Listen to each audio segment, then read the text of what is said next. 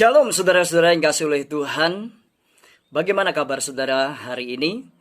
Saya berdoa saudara tetap dalam keadaan baik, dalam keadaan tetap beriman kepada Yesus Kristus.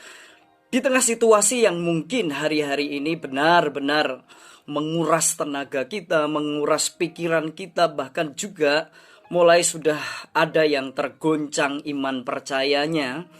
Karena mungkin sebagai seorang karyawan, sebagai seorang pedagang berjualan setiap hari, tetapi karena program pemerintah bahwa kita harus di rumah aja untuk beberapa waktu ini, tentu penghasilan mulai kita mengalami penurunan. Apa yang harusnya kita bisa peroleh hari-hari ini dalam jumlah yang lumayan, dalam jumlah yang besar, tetapi harus berhenti.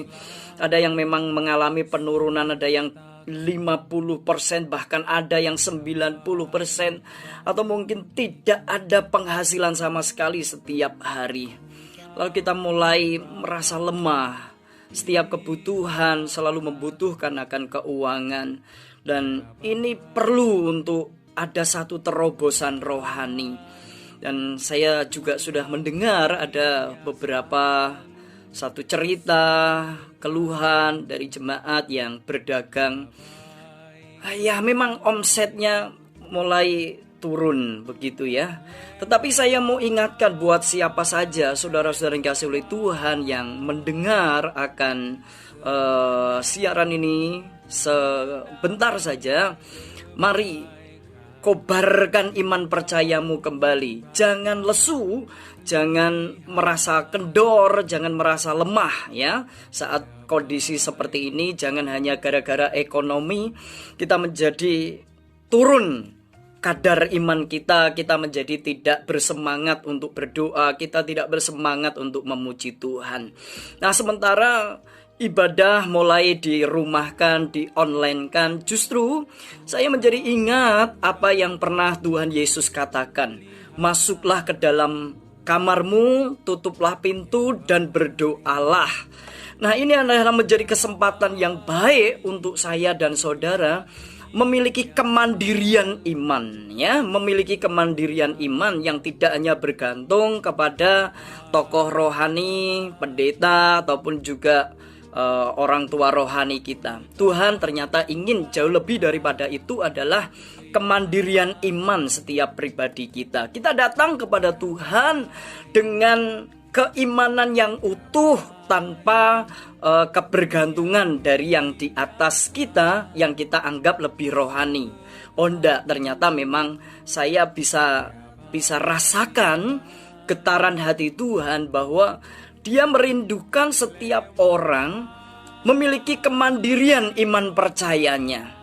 Mari ingat bagaimana Tuhan telah menyatakan mujizatnya, pertolongannya selama bangsa Israel berada di padang gurun 40 tahun lamanya. Lihatlah, di tengah padang gurun rasanya itu kering, tidak ada apa-apa. Tetapi di luar pikiran bangsa Israel, Tuhan menyatakan pemeliharaannya yang sempurna.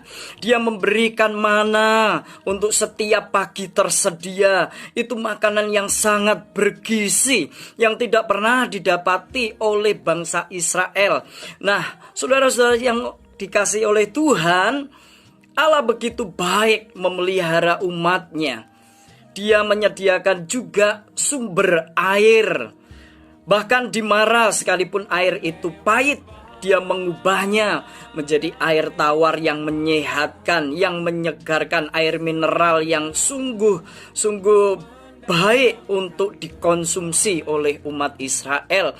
Demikian juga Tuhan mengirimkan burung puyuh setiap hari. Dan pemeliharaan Tuhan itu sempurna. Tiang awan, tiang api hadir setiap hari, tiap malam, tiap siang. Dia berikan itu sebagai bukti pemeliharaan Tuhan. Maka saudara yang dikasihi oleh Tuhan, ingatlah satu lagu ini ya.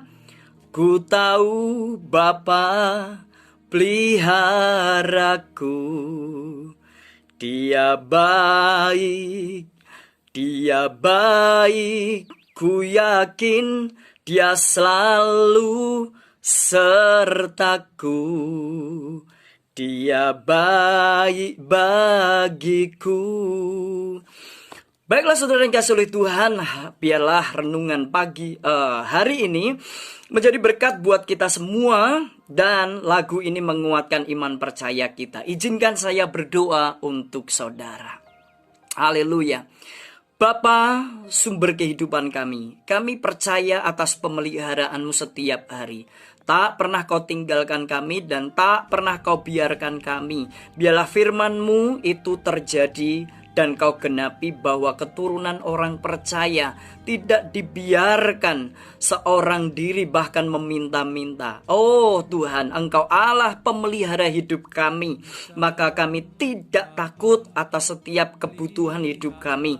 Di tengah situasi yang sulit ini, Engkau tetap Allah yang menjadi pemelihara atas hidup kami. Berkati seluruh jemaat dimanapun berada, berkati anak-anak Tuhan dimanapun berada, usaha pekerjaan, rumah tangga, masa depan diberkati oleh Tuhan di dalam nama Tuhan Yesus. Haleluya.